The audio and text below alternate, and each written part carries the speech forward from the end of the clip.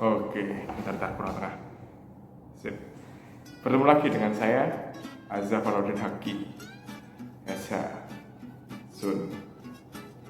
Iya. Tapi masih punya NIM juga 2017 10111003111074. Kalau nggak jelas ada di sini. Oke, pada kesempatan kali ini saya akan menjelaskan bagaimana cara membuat CV, bukan kurikulum vitae, tapi persekutuan komandita, CV itu loh yang buat usaha-usaha. Oke, saya pertama-tama akan menjelaskan apa itu CV. CV adalah suatu badan usaha yang terdiri atas 2 orang atau lebih, di mana anggota-anggotanya memiliki tanggung jawab yang terbatas, atau ada anggota yang memiliki tanggung jawab yang terbatas, namun ada juga yang tidak terbatas. Nah, modal-modal yang bisa dimasukkan dalam CV ada 3. Yang pertama ada uang, benda, dan juga bisa tenaga. Nah, setiap anggota itu akan bertanggung jawab atas model-model yang dimasukkan dalam CV tersebut. Nah, untuk mendaftarkan CV, hal yang perlu disiapkan adalah pertama, nama CV. Masa mau bikin CV tapi nggak mau ada namanya, kan ya aneh. Nah, nama CV yang dipersiapkan itu nggak cukup 1. Buat cadangan, siapkan 2. Siapa tahu nanti ada yang ngembari waktu didaftarkan. Nah, kalau gunanya itu sih, kenapa bikin 2. Kemudian siapkan ADART. Masa mau bikin badan usaha nggak ada ADART-nya, nggak ada anggaran dasar, nggak ada anggaran rumah tangga, kan ya nggak mungkin juga kan. Terus yang ketiga, dokumen-dokumen pribadi seperti KTP, KK, NPWP pribadi juga perlu fotokopi, atau sama aslinya juga dibawa, biar nggak bolak-balik rumah. Dibawa aja, nggak apa-apa, nggak ada ruginya juga. Siapa tahu nanti kurang fotokopiannya. Nah, kalau persyaratan yang tadi udah siap, baru bisa didaftarkan ke notaris. Nah, dari notaris itu nanti akan didaftarkan ke sistem administrasi badan usaha, atau bisa disingkat SABU. Bukan sabu-sabu. Ingat teman-teman, sabu-sabu haram. Tapi nggak ada hubungannya, cuma itulah. Nah, dari SABU tersebut akan dimasukkan datanya. Nah, kalau di situ nanti tidak ada hambatan alias tidak ada nama yang sama dengan CV Anda, maka pembuatan CV bisa dilanjutkan dengan pembayaran PNBP.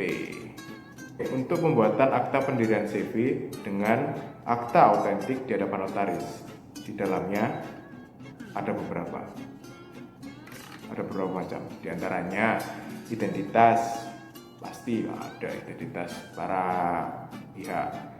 Terus kemudian ada jumlah modal, ada juga kedudukan kantornya itu di mana, kayak keterangan kedudukan kantornya itu ada di mana. Terus ada juga ruang lingkup yang dikerjakan oleh CV tersebut, tentunya sesuai dengan klasifikasi lapangan KPLU, klasifikasi buku lapangan usaha. Juga ada tentang batas pendirian CV tersebut, tentunya batas pendirian CV tersebut melalui kesepakatan antara para pihak.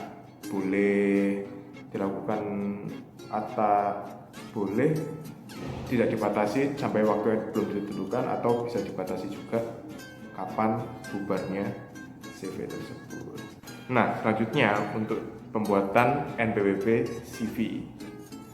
NPWP CV didaftarkan ke kantor pajak, tapi ada satu persyaratannya, itu membawa salinan akta pendirian CV tadi. Nah, untuk kali ini pendaftaran NPWP CV tidak bisa dikuasakan melalui notaris, harus didaftarkan sendiri. Jadi ngurus-ngurus sendiri ke kantor pajak gitu, nggak bisa dikuasakan. Oke, kalau semuanya sudah siap, NPWP CV, akta pendirian CV dengan akta autentik di hadapan notaris tadi, bisa dilanjutkan dengan notaris mendaftarkan ke web yang bernama sab.ahu.go.id. Ke situ. Di situ nanti notaris akan mengisi data-data yang sesuai dengan akta yang dibuat tadi, kayak identitas, jumlah modal yang dimasukkan, terus NPWP CV, NPWP pribadi, dan lain-lain. Itu kan dimasukkan.